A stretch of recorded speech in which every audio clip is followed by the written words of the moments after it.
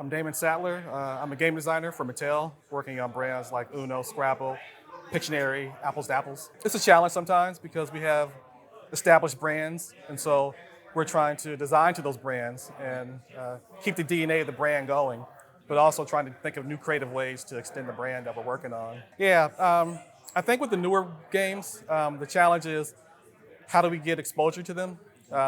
We see a lot of games that are in the marketplace and they're new games, but it's hard to know if it's hard to hear about them really. And so when you design a new game, you're trying to make it so it reaches a mass market. You're trying to reach those who don't know about the game yet. And so a lot of it is marketing too, trying to see what trends are popular right now and trying to design around those trends as well. Figuring out the mechanics that make sense, that'll reach the mass market, that people are interested in playing. So, coming from like Mattel and everything, how would you approach marketing? Like, can you like talk a little more about that? Like, is there a specific social media platform that you use? You use all of them, or I don't work in the marketing myself, but we have a marketing team that works on a lot of the platforms. They're on TikTok, Instagram. We have a group called Mattel Creations where we hit the collector market. And so those are brands that we take our major brands and we try to aim it towards a market that's kind of niche. And so we get it out on Facebook, all those social media platforms.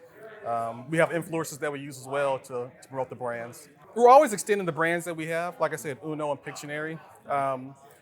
Every season, we're always challenged to figure out what can we make different about Uno. Is there a market that we're not hitting, a group that we're not hitting? And so we try to figure out what that market is or that group, and we try to design around that to extend the brand even more. We've done things where we've worked in collaboration with other companies to extend the brand. We've done things with Susan G. Komen. We've done things for the Blind Institute, making Uno that had Braille on it so that it could accommodate people who are blind. So we're always trying to expand as much as possible to see those different markets that we usually don't hit, but trying to expose them more to the brands that we have and create games around that. We tested internally first among ourselves. We have about 7 or 8 designers. And so we work together, we design our games, bring them out, try them out in the prototype form, knowing that it's not gonna work, but we get the feedback, we bring it back and test it again, design it and test it again. We're lucky that we have a group called the Imagination Center, where we bring kids into the company and they try our games out. We get feedback from them right away, from the moderators, from the research people to let us know what worked and what didn't work. And based on that feedback, we'll make the changes that are necessary. And so it's good to have that feedback. It's hurtful sometimes because you see kids play your games and sometimes it's a hit, sometimes it's a miss. And so it's a challenge. With kids, it's hurtful sometimes. I mean, that's your target. That's who you're trying to hit. I've had games that I've worked on that I've sat behind the double mirror and I watched the kids play it, and I heard one kid say one time, "Can we play something fun now?" So that was a miss, and so I go back, start from the beginning again, and try to figure out what I need to change to make it work. So I think both testings are valid. But I think I take the kids' testing a lot more to heart a lot of times because they're just being truthful about what they like and what they don't like. I've always been partial to Rainier Kinezia's Raw. oh yeah, yeah. Yeah.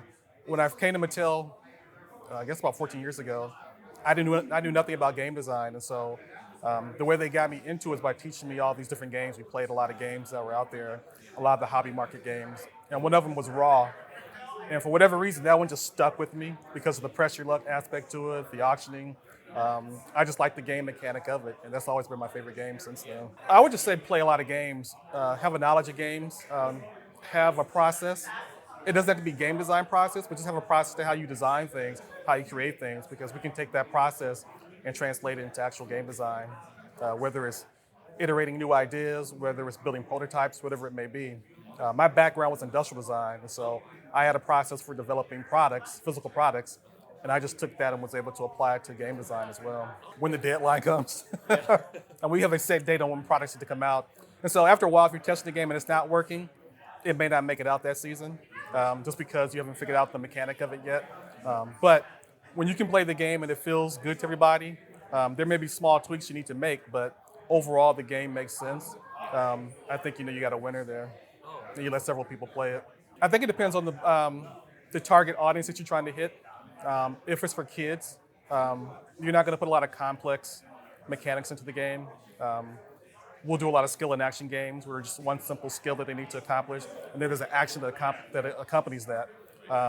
If it's a family game or a strategy game, you may start small with the mechanic, whether it's press your luck, whether it's deck building, whether it's claiming an area. You start small and see if it works, and if you want to see if you can change the game, you start adding a little bit more to it to expand on it. Try to expose yourself as much as possible to the games that are out there.